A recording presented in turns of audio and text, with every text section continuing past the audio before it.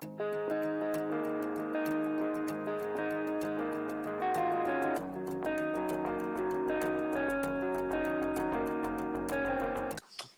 Sunday, everybody, and welcome to Call the AD, where the A stands for Arthur and the D stands for Dan. This is the live show that Dan and I do once a week on Sundays to chat about watches and have a laugh with you all in the comments. So today we're going to be talking a lot about Speedmasters, but a couple news items and things to catch up on first. So how are you doing, Dan? What's new with you? I'm doing very well, thank you very much. We had a last weekend off, didn't we? So that was a nice little bit of a break. Yeah. Went to London, had a little bit of a trip in London, had a good look round a few of the watch shops, saw a few cool things. Mostly Navitimers, that's all I'm interested in. Navitimers and Speedmasters. We should call, I was thinking we should rename this like the Chrono Bros show or something like that. Yeah. That would we do talk a lot about chronos, don't we? That would be better. Also, as well, we can't forget Mrs. O as well, the other part of Swiss Made Obsession. She is here watching us as well, which is really great. So I think you should kick off first with any news. I've got a little bit of news, but I think I'll let you go first. Okay, I've got a couple things really. I got a new watch, Stephanie got a new watch, and I have a present here from you and Karan that I need to open. Ooh, exciting. Well, yes. I think, shall you save the best to last? By that, I mean Karan's present. Okay, do your watches first. Sure. The best to last. We'll go in ascending order of excitement. So I'll start with my watch, which is cool, but maybe a little less significant than Stephanie's. I'm in love with this thing. I think probably if you've seen my posts recently, you've seen that I got the Longine Navigation Big Eye chronograph. Pretty funky military pilot style thing with a big minute counter subdial and these oversized pushers and nice dome crystal. So for me, it's sort of a first vintage styled watch. You know, I'm usually into slightly more modern designs. So I know you like it too, Dan, don't you? Yeah, I think it's a beautiful watch. What I'm interested to know, though, the original that it came from, which is actually a really faithful recreation, because when you look at the original, it almost looks identical. Yeah. Are the sizes different? Do you know? I should imagine that they've beefed that watch up a little bit for the modern market. Yeah, actually, I don't know the answer to that. You're much better at doing research into what you own. I was like, I like the design. It's cool. Yeah. Normally it is the other way around, though. Normally, I'm the ill-informed buffoon, and you are the informed one. So I am the Rick, and you are the Ricky. But have we switched it around now? I don't know. Well, Rick's mostly the uninformed one, really, isn't he? Yeah, so I guess I'm playing Rick right now. Yeah. But for those, look, your mum's joined. Hello, mummy. How are you? But yeah, here's a better shot I took of it. A little bit better than just me holding up my wrist. One thing I really love about it is it's sort of a mashup of almost an IWC style case with like a Breguet or Type 20 dial design, and it looks kind of like the proportions of these giant pushers are like as though this was a 36 millimeter like vintage chrono, and then they just blew the whole thing up. So they're really fun to use. They're just like giant. They feel giant, and they look cool. So. I've got the feeling, for me, the case might just be on the slightly larger side. What's it lug to lug? Is it 50 mil, 49? I actually don't know the lug to lug. It's 41 diameter. I have not done my research. Informed with all the facts today. In the typical Scottish watches style, we've come with all the facts. That's or not. Right. Cool. Yeah, stunning watch. Watch. Thanks. I'm really happy with it. And thank you, Karan, for the good service as always. So if you need a watch, go talk to him. A lot for the money. A lot of watch for the money. Yeah, and I think this movement is a derivative or, somewhere down the line from like a Valjoux 7750. But for Swatch Group, that's actually in-house, and they've pulled off the cam actuation mechanism and put on a full column wheel, which is really cool. Like you can't see it, solid case back, but it's blued if you ever see a picture of the movement. So for the price, I think it's a really great value. So I'm really happy with it.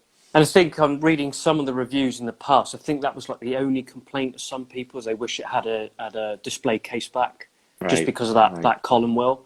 But it's got a little aircraft on the back as well, so that's that's a winner for me. Yeah, and Koos has pointed out this did actually win one of the GPHG prizes a couple of years ago when it came out. Oh, cool! I think it was the Heritage Revival category or something like that. So I think, I mean, speaking to you over WhatsApp and things, I think that watch has surprised you a lot more than you thought it would do. Definitely. Yeah. I knew I'd like it, but yeah. I mean, I'm in the honeymoon phase. I've worn it now, I think, 6 days straight, and yeah, not showing any sign of taking it off soon. Well, that's good though. That's good. Yeah. That's good. So, do you think you'll wear it? Do you think you will take it off next week, or? Yeah, I'll probably get it into rotation more normally. Yeah. Watch Medicine's saying Arthur seems like a chronograph guy. Yeah, more and more. I find I do really like chronographs, and I'd say we both are, really, Dan. Yeah.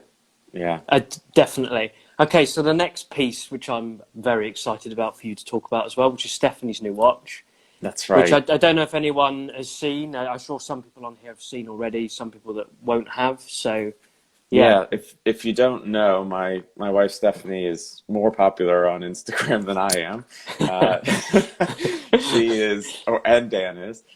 She watches the world, and she had her eye on the Zenith Defy Midnight since it was shown, I think, in the February or March timeframe.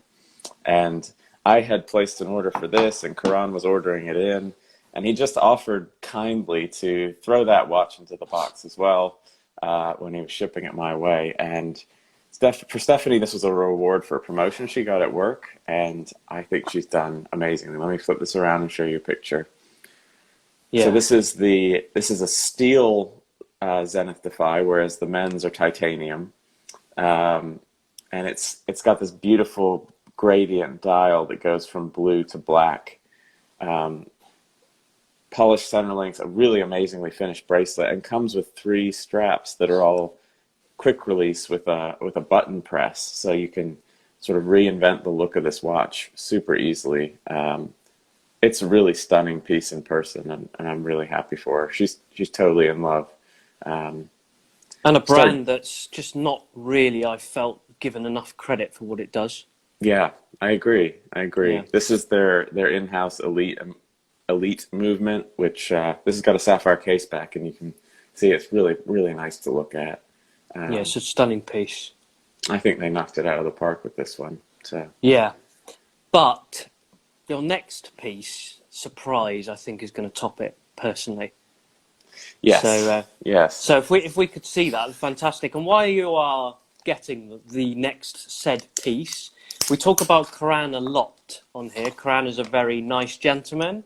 He even takes a flattering photo of himself. I'd like to share it all with you, so you could look at that majestic man right there. Look at the. Just get a close up on that face. Look. He's got the blue steel. He looks like a model there with the. He does. He looks like a cross behind him, I think, right? He does. He looks like a budget Bollywood actor, doesn't he? He's sort of like. He's got a bit of a Ricky look on it. So yes, Karan, very nice gentleman. Yeah. We give him crap. We give him crap because we love him, and. Karan, we love you. So that's our present to you. Now let's open your present to me. Yes. So I've got a nice little envelope here with a card from Laggio, his shop in Las Vegas. Mr. Orton, enjoy this limited edition. Wow. So it's almost like Christmas has come early. I have this package with this lovely gold bejeweled looking wrapping paper here. He's definitely put some effort into that, or not a lot, really. He has. Some effort. An effort was made, yes. Yeah. So those that have watched the show a while know that my sort of grail piece is the ceramic Rolex Pepsi GMT Master, and something has arrived. It does say Rolex on it. It does say Pepsi on it, which the real one doesn't. There is an actual piece of something authentic Rolex here. So it is kind of a one-off limited edition then, as it states Pepsi. It is. Yeah. Look at that. Beautiful. This is, you know, I hear that Rolexes are mainly made by machines these days, right? They're mass-produced watches, but this is true handcrafted there's a lot perfection, of effort. really. There's a lot of effort that's gone into that. It For says him to special edition, and this is an authentic piece of Rolex service foam. Can you imagine the care he must have taken to get that into the bottle? I mean, the way he stuffed it into that small orifice. So, Karan, you've obviously got experience of putting things into orifices. So, yes, we shan't continue with that comment. I'm just so touched. And Stephanie's found a way for me to wear my new Rolex Pepsi. It's a rubber band around the wrist. So I'm gonna be double wristing, I think, with a more traditional timepiece. And it's a little flashy, isn't it? I mean, it is a bit, yeah. It's a bit large, really, isn't it? Right. I'm not sure the Red Bar guys would be very happy with you walking in with that. Rolex. Cool. Well, Karan, thank you very much. Yes, I'm so touched. But no, in seriousness, this and the Zenith have been a really, really great week for watches for us. So I think we should give him a little bit more credit again. What's the name of his shop again, and where is he located? I know he doesn't give us any sponsorship at all whatsoever. No, he's just a good guy and a friend of ours. Just a very nice chap. Yeah, it's a little backwards, but Laggio Fine Watches in Las Vegas. It's in the Venetian if you go, but he can ship pretty much anywhere in the U.S. too.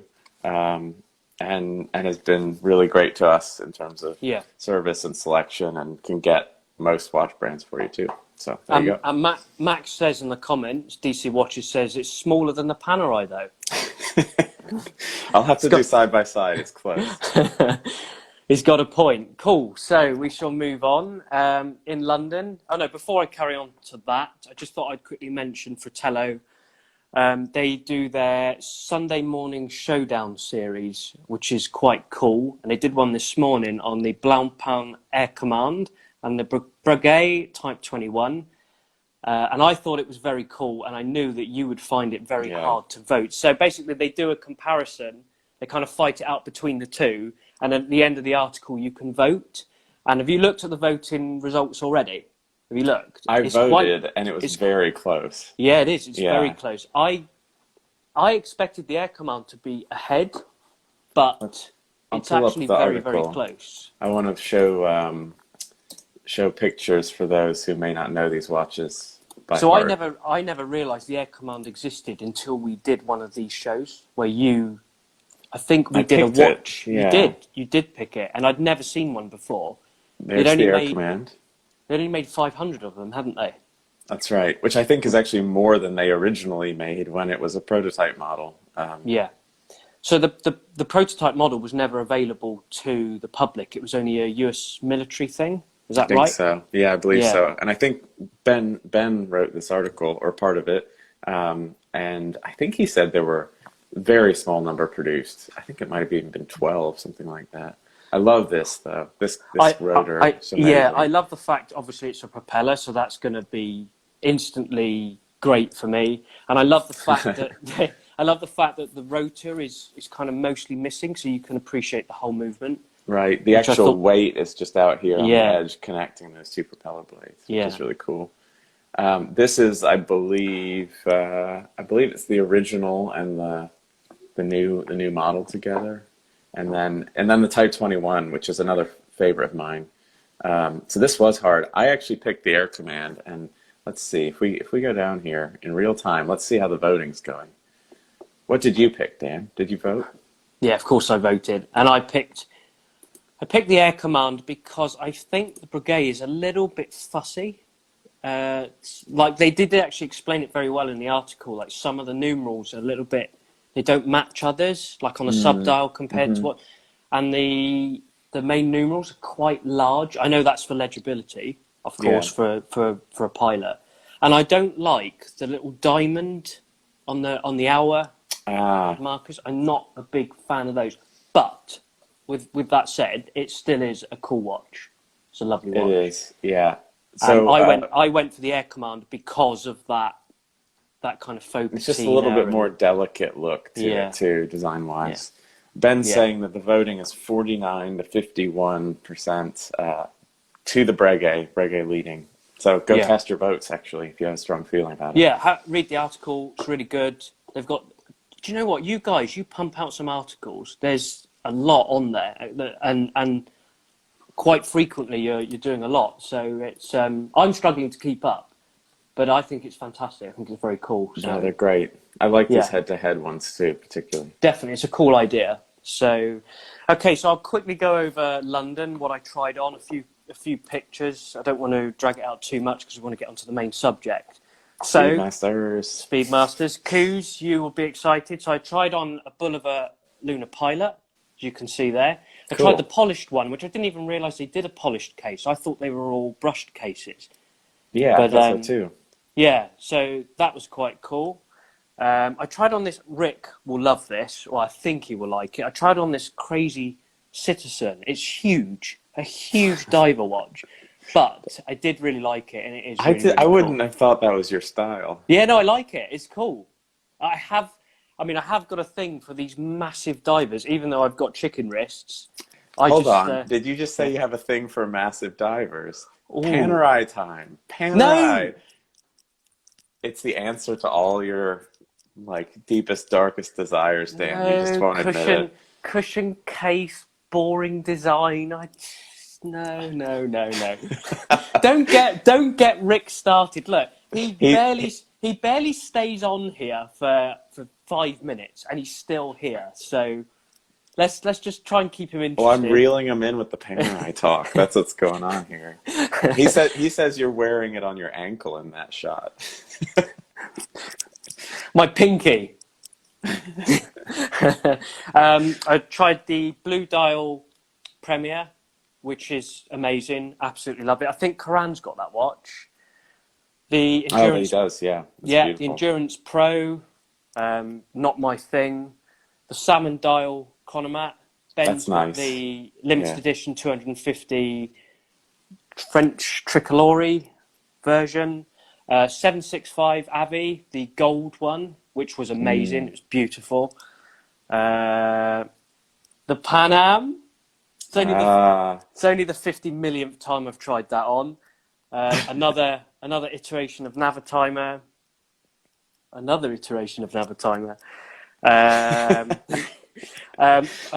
Plo Professional. Sedna Gold Blue, absolutely amazing watch. I love that thing. It is so cool. And surprisingly, a smaller wrist can wear it and can get away with it. It's only 48 mil lug to lug. Because you're telling me it's all in the width more than the height, right? Yeah, width is quite big. Can't remember what it is. Swiss Made Obsession will know. And the modern X33, which I think is amazing, and one day I am going to get one of those. I just like them. That is cool. They're just really, really cool. It's titanium, isn't it? Yeah, titanium. Nice. Very, very light. Yeah. It's quite a big watch. It's 44 mil. Lug to lug, it's not that bad. I'd say it's maybe a tiny bit bigger than a Speedmaster Professional. But yeah, pretty cool. And I spotted a Rolex, a very, very rare Rolex at Burlington Arcade. If anyone knows Burlington Arcade, it's crazy. The prices are ridiculous, completely unrealistic. However, there was a 6328 Rolex in there, a very, very early iteration of the Daytona. £40,000 plus, crazy prices. But why don't Rolex make watches like that again? That is amazing. That is cool. And that's before they even called it a Daytona, right? It was the early chronos. Yeah, that's right. So I thought that was very, very cool. So a little bit of Navitimer talk. Well, a little bit more Navitimer talk. I've put a new strap on my Navitimer, which is amazing. It's really comfy. It's transformed the watch. They're quite expensive. They're the straps the official Breitling straps, but they are very, very good quality. Very, very nice. It looks really good on that. I really like that. It's so comfortable. It's so comfortable. I've ordered another one, a brown one. So it's like a suede material. Nubuck, I think, which is a type of is it a more premium suede, Nubuck? It's almost like in between suede and leather, right? I think normally it's like it's got a little fuzziness to it, but yeah. Next up, new jumper. So he's going on about my cardigan, or as everyone commented, apparently I was wearing Freya's cardigan. Thank you very much. And also, I want to mention the Acelist. So I've mentioned him before, Alon. See, I've got his name right. Yeah, Alon. we got it this time. Yeah. He recently did a live video. It's on YouTube. They're all on YouTube. And it's with Adam. How do you say his last name? Is it Craniotes? Craniotis, I think. That's it, Craniotis. I knew I'd butcher it. I've got to butcher a name. It's not right if I don't. You got Alan's name right now, so you got to mess up Adam's, yeah. Exactly. So that was really, really cool. In fact, I asked a question. I asked him if there would ever be a red bar special edition Speedmaster, because we're tired of the Fratello Speedy Tuesday Speedmasters. RJ was not happy. He just commented, Hitman. Damn, look over your shoulder. So I thought that was very cool. But anyway, it's a very, very cool show. I think it's gradually building, it's gradually growing. If you go to the Acelist, I think it's the Acelist.com. Let me just double check because I've kept the tab open. Yeah, it's the Acelist.com. There's a schedule on there of everything that's coming up. And a show that I'm particularly looking forward to on the 27th of this month is Fred. Oh, I can't say his name. Is it Mandelbein? Which is the Breitling collector, the vintage Breitling collector. Watch Fred on Instagram, right? Watch Fred on Instagram. Mm-hmm. I cannot wait for that episode. And I can't wait because I've asked Fred plenty of questions and I think he's fed up with me. So, he's like your hero, right? He is. Breitling collector. He is my hero. So, and also there is a really cool article on Fratello with him and another cool guy called Rene. And it's called the Breitling Interviews. And it is really good. Goes into kind of the whole history of Breitling and when they were cool, pretty much. So they are cool now, though. They are cool now. It's just retrospect. Cool. And that is all from me. That is all my news, and I think we should move on to. So the title of this show is Speedmasters. Here we are, 24 minutes in. Speedmasters. Let's do it. There we go. Nicely done. Yeah, actually, you hadn't done a wristwatch check. I've got the Longine on, of course. Cool. But so we wanted to talk first of all. You know, I think everybody's heard the news by this point, but Omega's released a new Snoopy for the 50th anniversary of Apollo 13, where Speedy played a pivotal role in the mission in timing the thruster burn that corrected the trajectory and saved the astronauts. So Omega got this Silver Snoopy Award from NASA for the contributions of the Speedy, and they celebrate it with these special models. So in case you've been living under a rock or in a cave, here is the new Snoopy. So it's a beautiful silvery white dial, blue panda configuration with Snoopy on the running second subdial, and a beautiful case back complication of a rotating Earth and Snoopy in the command module who moves across here when you run the chrono. So pretty cool. I love it. My first reaction, I've liked the prior Speedies, Snoopy Speedies, and I'm working to try to get one. So I mean I like it enough that I'm saying let's go for it. But what do you think, Dan? First reactions. Well, it's a Speedmaster, so I don't hate it. I don't. Well, we talked about what a ringing endorsement. I don't hate it. I don't hate it. I don't. It's not for me. I don't like the idea of having a cartoon character on my watch. It's just not for me. I find it a little bit of a gimmick. But saying that, and this is going to lead into our conversation in a moment, it's a Speedmaster for someone that wants something a little bit different. Maybe they don't want the regular Speedmaster. I know they do lots of limited editions. People moan and complain, but it's bringing, in my opinion, it's bringing more people into the hobby. It's bringing more interest into the hobby. So it's only got to be a good thing.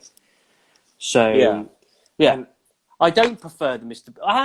No, actually, Watch Medicine. You might be right. Actually, Mr. Bean Watch. He's a right little troll, isn't he? Watch Medicine. He comes on here and he just slates Breitling, and he's not a very nice man, is he? I like him. Of course you do. Of course you do. He's like my wingman on that issue. Gives me a hard time. So yeah, back to the Snoopy. It is a cool watch, but it's just not for me, really. Yeah.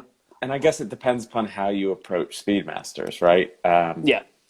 So before we go on to that though, because I feel that's I want to talk about the Scottish watches thing we did. Yeah. And we'll talk about that, and then we'll talk about how they were wrong, all completely wrong. So so do you want to explain to people on here who haven't maybe seen it and where they can go and see it, and then we'll... Sure. Yeah. So on Fridays, Scottish Watches has been doing a show called Scottish Watches Live, and we normally have like 9 or 10 people on, usually including Rick and Ricky and some other friends from Instagram. Dan and I show up on there occasionally, and we chat about watch news and so on. This past Friday, you can actually find it on YouTube on the Scottish Watches Live channel. We did a themed show around Speedmasters where everybody participating picked their favorite Speedy, and then we all voted on them one at a time, not knowing the order that they were appearing in, and only getting to use each of our scorecards once. So there was a little bit of a twist there. I was defending the first Omega in space, and Dan had the Hesselite Modern Speedy Pro, that one right there. And I threw my teddies out the cot, because if I didn't get that one, I wouldn't have been happy. That's right. That's right. I knew you'd go for that one, so I said, yeah, give me first Omega in space. I love Stephanie's. I'll go for that. So it was a bit of like a fun exercise, right? You try to make the case for your watch. And I've got to be honest with you, if I hadn't have got that, it would have been either the first Omega in space or the 60th Speedmaster anniversary. Mm-hmm. It would have been either one of those. So what were your thoughts on it? I thought it was the best Scottish Watches Live they've ever done and we've ever been involved with. I thought it was really, really fun. It was really good. It was done really well. Rick, your audio was actually all right this time for a change. So pat yourself on the back. It was really great. RJ was on point. It was a bit scary because we had RJ there, who is the Speedmaster god. I got fact-checked pretty hard. I was like, first Omega in space? Oh, this Hodinkee article's from 2016. That's probably when it came out. No, 2012. You may as well got a big wet fish and smacked yourself in the face. Bad, Arthur. You are wrong. Right in front of like the Speedy guru. Exactly. Embarrassing. Exactly. It was very good. It was very funny. It was a bit scary because you're talking to someone who knows pretty much everything about Speedmasters, but it was really, really good fun. If anyone hasn't seen it, please check it out. It's on YouTube, Scottish Watches Live channel. It's really cool. Right, moving on now to what we thought of the outcomes. So the winners were, it was a tie between the 321 and the 50th anniversary gold moon landing Speedy. Right. So, which leads us on to the categories that we spoke about, where you sit within Speedmasters and how you feel about them and kind of that. So, did you want to explain? So, Arthur came up with this. Arthur did all the thinking here. He sent me a list, and I was just like, "Yep, brilliant. I'll go with it." Arthur does all the work. I don't. So I'm not going to argue with that. So. It's the truth. It's the truth. Arthur does all the editing. Yeah, that's it. So do you want to take it away, Arthur? So what I noticed is as we were having these discussions on the Scottish Watches Live, different people were defending Speedmasters from different perspectives and of different types, and no one's wrong. But I think everyone had sort of preferences for different categories or themes of Speedmaster. Yeah, definitely. So we started developing this theory that there are categories and they appeal to different people, and that's one way I think Omega's approached. Some people say they're milking one watch for all it's worth, but they are more so than a brand like Rolex that says, here's this model, take it or leave it. Omega's creating a variety that appeal to different people. Yeah. So here's the categories I see. First of all, we're mainly talking about modern Speedies here. So first of all, vintage. Category 1, there's a lot in that bucket, but we're not going to spend a ton of time on it because it's a whole rabbit hole of minute details and things that... So I started, I did start looking through and trying to absolve the information in Moonwatch Only book, and it's a bloody minefield. It's quite complicated. There's a lot to it. So I just feel like the vintage side is a kind of whole separate side, really. Right. And like you said, category 1, someone that wants the out and out original and has got the pure love and wants that total original experience. Right. And may want very particular variations, right? Because they've changed so many small things in the Speedmaster over its production runs, even in just basic pro, right? I'm going to have to stop you there. Because it looks like Watch Medicine in the chat has actually given me a compliment. He says, Dan, I do respect you for your Breitling love. I admire that more than the Rolex fanboys. Thank you very much. Wow. We can at least oh my gosh. We can at least be friends. That's a heartfelt compliment. It is. He's going soft on us, isn't he? I know. What's that all about? Okay, so category 2. Right. So this is where it gets interesting. So I think this is, to me, the core of what I like in modern Speedmasters. And these are the ones that I would call the modern evolutions of the original. So they're for the watch enthusiast, but also for the Speedmaster enthusiast, which is a subset of watch enthusiasts, really. And they're also relatively accessible price-wise. This is like today's Speedy Pro with the Hesselite crystal. And I think the first Omega in space falls in this category for me as well. Yeah, I would agree with that. The price point, the FOSS is not there. I suppose there is a little bit of, would you argue there's a little bit of gimmick attached to it with them calling it a FOSS? But yeah, a little bit. It's kind of true to the, is it a CK2998? Yeah, it is. It is one of the variations of that. Yeah. Yeah. So it's kind of original to that. Ben's got one. I know he's recently posted it on his stories on the flat link Falls in the Bracelet. It looks really cool. But yeah, I would agree with you, and I feel like me personally, and probably you as well, fall into this category the most. Right. I think. Would you agree? Yeah. No, I agree. Yeah. You get the classic Speedmaster look, functions, and general design, although with some evolution, at a, so that sort of like cues your like enthusiast authenticity part of your brain. Yeah. But they're doing it at a fairly accessible price point compared to some of the categories we're going to get to later, I guess, right? So I was surprised in that this didn't win, honestly, in all honesty, because it's that affordable point, and it's the most true. I know there's an evolution about it, and it's quite different from the original moon landing Speedmasters. There are a lot of differences, but it's sort of the no fuss, good price, practical enough you could wear it every day. But I lost because everyone hated me. That's not my fault. So I voted for you. I gave you my 8, actually. You did. Yeah. I gave you a 7. I think I gave you a 7. I think so. I think so. Yeah. So we were backing each other up, and Sam in her watch box, she gave me an 8 because she took pity on me because I always lose our challenges. She's So I too thought, kind. oh, She's too kind. Oh she's my so God. kind. So if Watch Medicine was on there, he'd be giving me like a -10, wouldn't he, or something bad like that. However, RJ, Speedmaster God, he was going to give me an 8, but he gave me a 7 because I've got it on an Uncle Seiko bracelet, and he wasn't happy with that. God So forbid personalization enter into this, right? You know, exactly. Mr. No Date in the chat is saying he's not a Speedy fanboy, but is considering pulling the trigger on a Hesselite Moonwatch to tick the box. I feel like I need the experience of owning one. I would say if you really like it, then yes. But Yeah. you know, we're a big advocate. We love Speedies, but we're big advocates for everybody finding their own tastes. So. And that's that. Going back to what we were saying, that's the wonderful thing about Speedmasters. There are so many different types. Trying to find one for you probably could be quite difficult because there are so many to choose Right. from.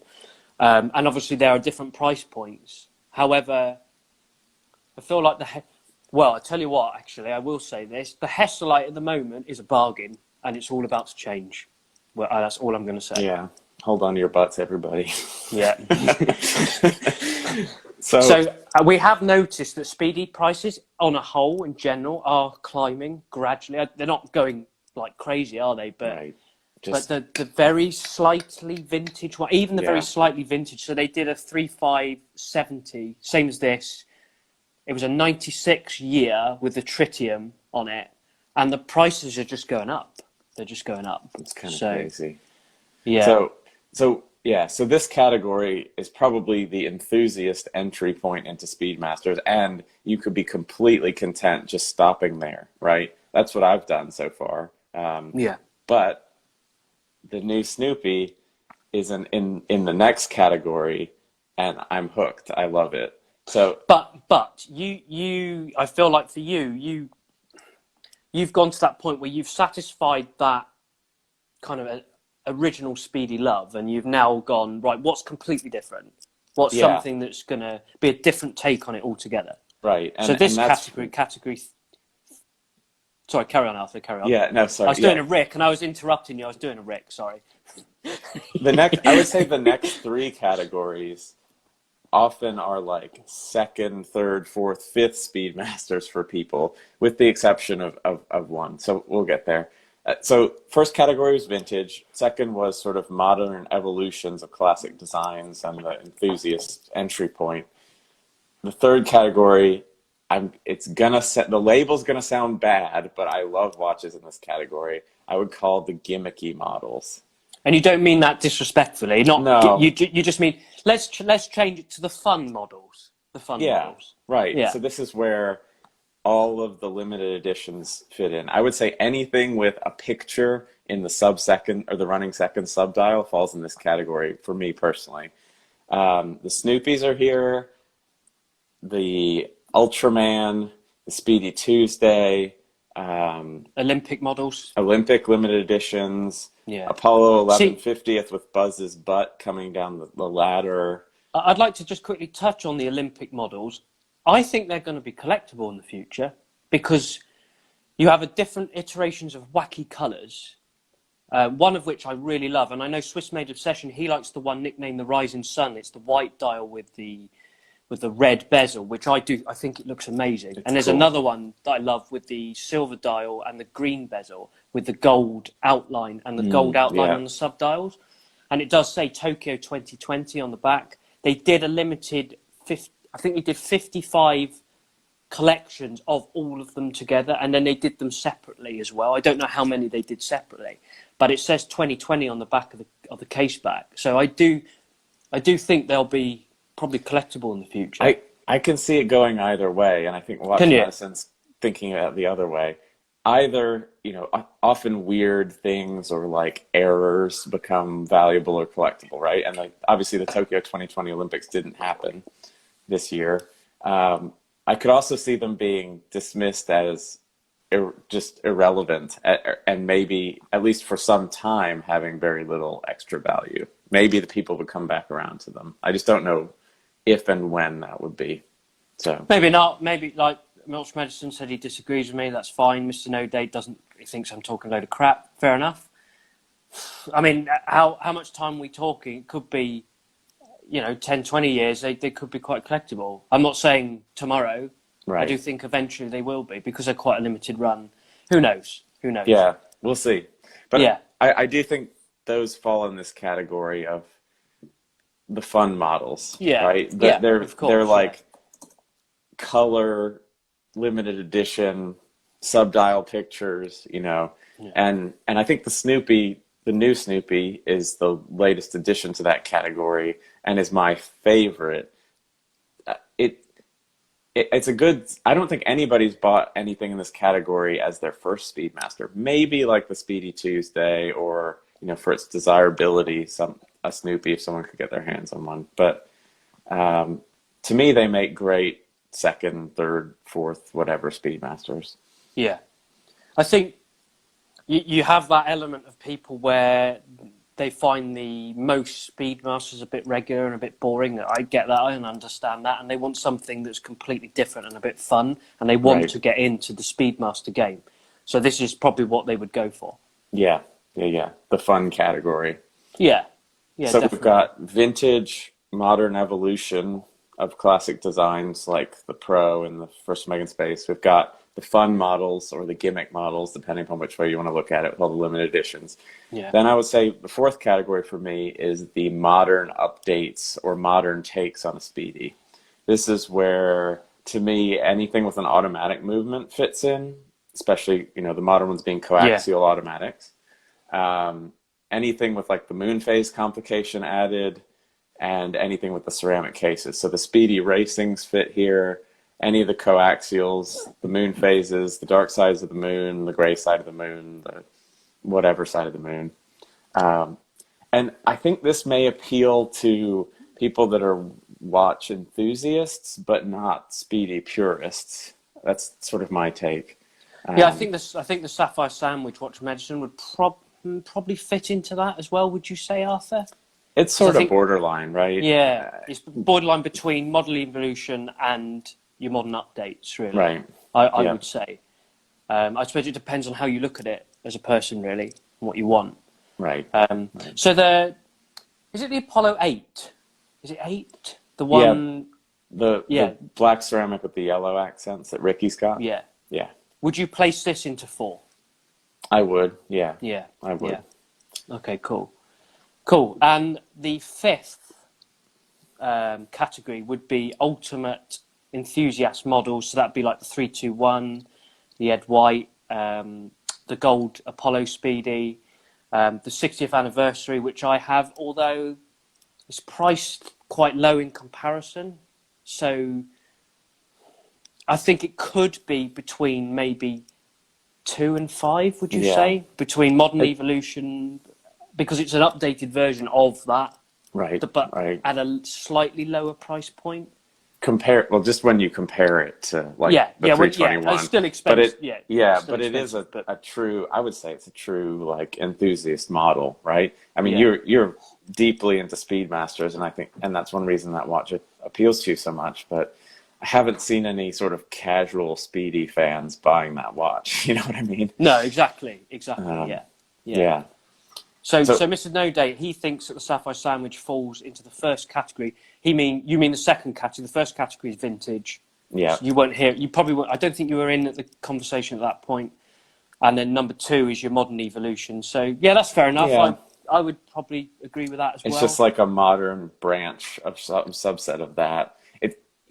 Yeah. No, I mean, I know plenty of people that are, that's their main and only Speedmaster. That's their entry point to it. And that's just a question of how purist you're going to be about wanting the Hesselite and so on. Oh, you know what? Karan's just asked an interesting point. What about the Tintin? I think it falls in fun models, even though it is basically a Speedy Pro with a dial change. Yeah, because originally it wasn't meant to be like that. Originally it did actually have Tintin's rocket on the dial, which is what RJ was explaining to all of us. Yeah. But they didn't have is it something to do with copyright? They didn't have the rights to do it. Right. So and the publisher or whatever didn't end up liking what they came up with, so the deal fell apart, I think. Yeah. And initially, it was. I mean, I can remember when they were in the shops. I remember the sales guys saying that they call it a Speedmaster Racing because it looks like the periphery of a track on a racetrack, which it kind of does, I suppose. But we all really know that it was meant to be a Tintin or Tintin's Rocket kind of colour scheme. Right. So, Watch Medicine asks a question. I just want to go back to it. Sure. So he reckons something we've not thought about is the Elastic project goes where? Category 3, Category 5. Think this model is the next model which will shoot up in value along with the Tintin. The thing is with the Alaska project though, that was actually a design by Amiga that was going to be put into use by NASA. It was an updated design, wasn't it, to deal with the extreme temperatures on the surface. Yeah. So it is actually quite true to. That's quite a difficult one, I feel. But I think you're right. I do think that's probably quite collectible. So I mean, I would call it sort of in the fun category, except for the fact that it was developed. It's an homage to the prototype of the one that was meant to be really truly functional evolution, right? So he's put as well. The Tintin Racing should come in the wooden Seamaster box, not the Speedmaster box. I can remember when Freya and I were in Milan, there was a Tintin. It was very expensive. I think it was like 10,000 euros or 11,000 euros, and it was in the big wooden like Seamaster box, which I didn't realise. So, yeah, looks like cool. Ben's got an interesting anecdote here too. He said the publisher sent us, I'm thinking Fratello, a cease and desist with coining the watch the Tintin in the article. It's just a nickname. Come on. It's just a name. Exactly. I mean, it's a name given by. Was it given by Fratello, or was it kind of just this general acceptance that it was the Tintin? I don't know. This is where we're going to get our facts wrong, aren't we? We're going to get our facts totally wrong here, but yeah.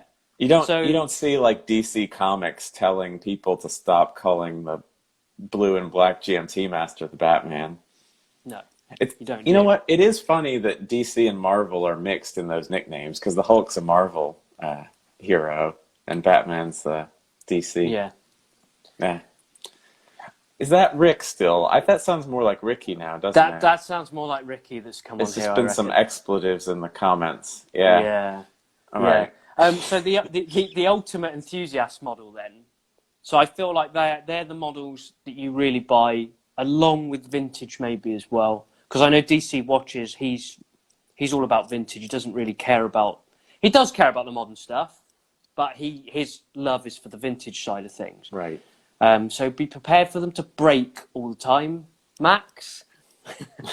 I think the like super speedy enthusiast collectors could kind of go either way between like a really nice vintage piece or those like the modern 321 Apollo Gold, right? It depends upon your vintage modern comfort level sort of thing, right? Yeah, I guess it's. I mean, we've spoken about this from before. I think for me, I just like to know that what I'm buying has got that vintage kind of that look, but it's got the modern insides, the modern tolerances, the decent bracelets, because bracelets were crap. Old bracelets were rubbish, weren't they? They're not up to the stand. I mean, maybe they're not crap, but they're not up to the standard as what the modern stuff is. Right. Yeah. So it is Ricky. So yeah, Ricky, you missed us talking about the show, talking about how great it was, talking about your cup with your phallic symbol on, which aroused Arthur, I think.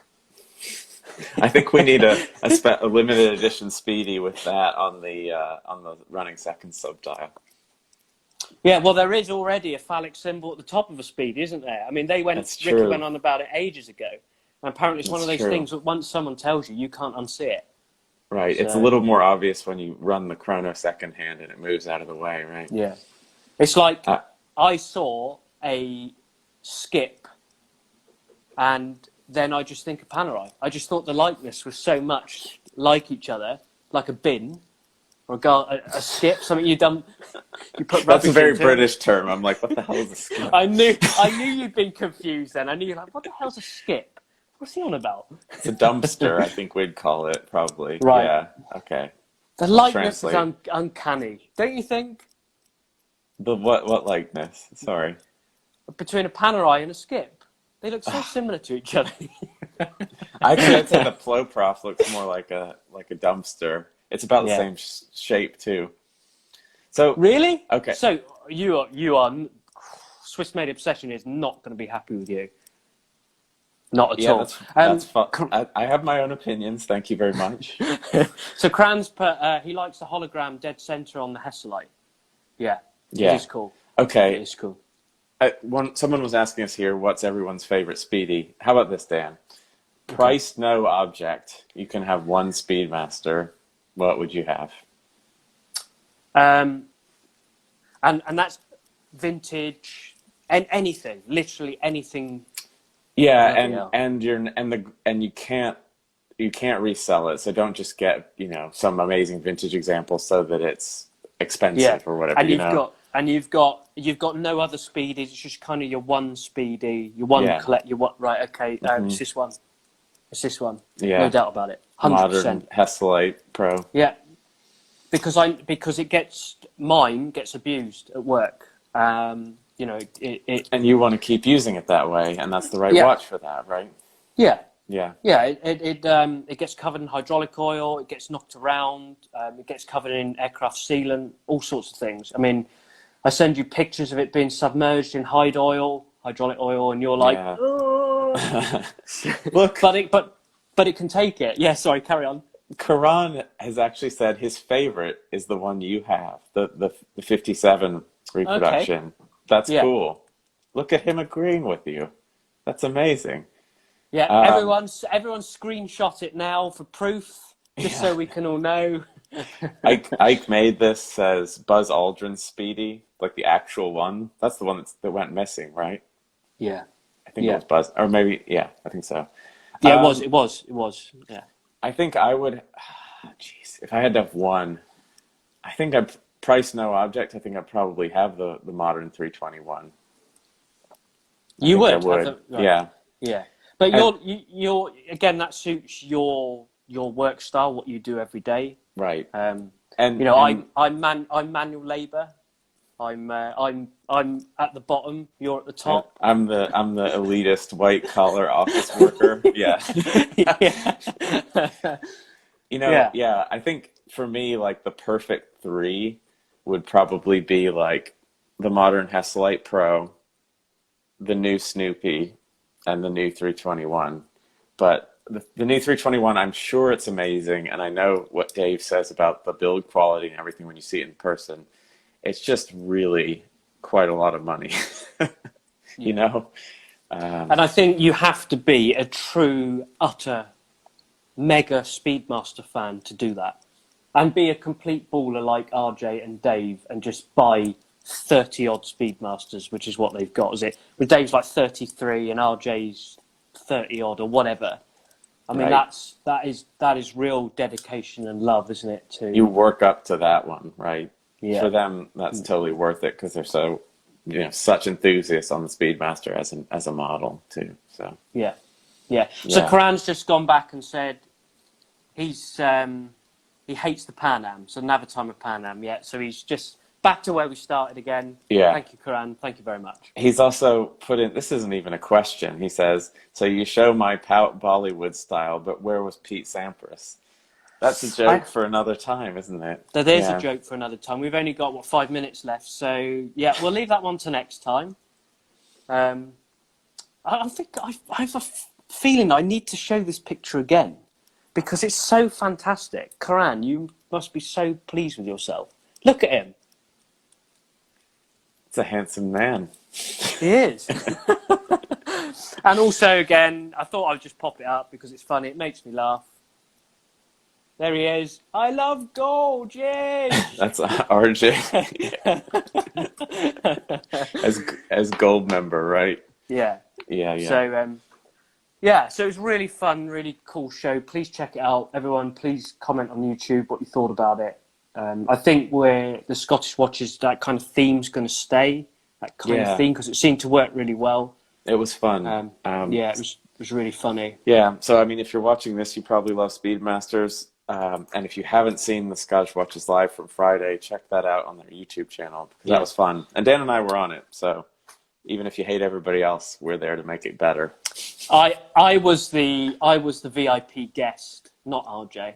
So yeah, it was. That's right. That's right. That's right. Yeah. So just before we sort of end shortly, and we go on to our kind of other show, Watch Medicine. Which would you guys prefer, the Snoopy 2 or the Alaska Project? Personally, love the white Speedmasters. I would go for the Alaska Project because I think that's such a cool watch. I love the little sub-dial hands where they look like the command modules. Yeah, that's cool. So cool. Yeah, that is between those two, I think I would have the Alaska Project as well. For the Snoopy version 2, yeah. But between them, I love the Snoopy version 3. The blue is my thing. Yeah. Speedy Tuesday 3 this year. Anyone know? No. Not I don't know anything. You don't think so? No. Too much else going on with Speedmasters. Yeah. One related question just before we end. Koos is asking, how much do you guys think the new Speedy will be with the upgraded 3861 movement? Well, let's look at the price of the Snoopy. What was that? £8,250. What was that? $9,600. Yeah, I know it's not limited, but it's a limited production run, so they're going to make less of them. It's got additional complication in the case back stuff. But it's a strap. We didn't speak about that really, did we? But it's got that was the wow factor. Yeah. I think looking at that price, the new stainless steel Speedy is going to be less than that. I think it'll be a little less, but I don't know how much. It's just guessing, really, for me. I'm going to estimate between £6,500 to £7,000. I think around that region. So what would that translate in similar retail prices? Like $8,000, $8,500? Yeah. So Play Watcher said $8,000. That's a big hike, isn't it? It is, yeah. It is a big hike. But I suppose another thing to say is what watch can you buy with that kind of that history behind it, that massive history? Because at the moment, I do think these, for what they are and the history behind it, is you're buying a hell of a story. Yeah, no, really. I agree with you. I just thought of something. I wonder if they do another sapphire crystal model, will they make it a properly domed sapphire to look more like Hesselite? I would actually like that. That's a good point. Did that. Yeah. Because they can do that now, can't they? Yeah, more watches are doing things like that. I mean, if you look at what Oris does with Sapphire on the Diver 65s, it's almost as domed as a Speedy Hesselite. Yeah. So we're literally just about to end. Thank you, everyone, for joining. It's been really great. We're about to move over to our next impromptu chat. Come over, take the piss out of us. Watch Medicine. Join us. I've got a question to ask you. Thank you, everyone, for joining and continuing to watch us. It's really great. It's really fun. Yeah. And thank you. Check out all the Scottish Watches content on the main channel and the live channel where we show up too. So we'll see you next week. Bye. Thanks, everybody. Bye-bye.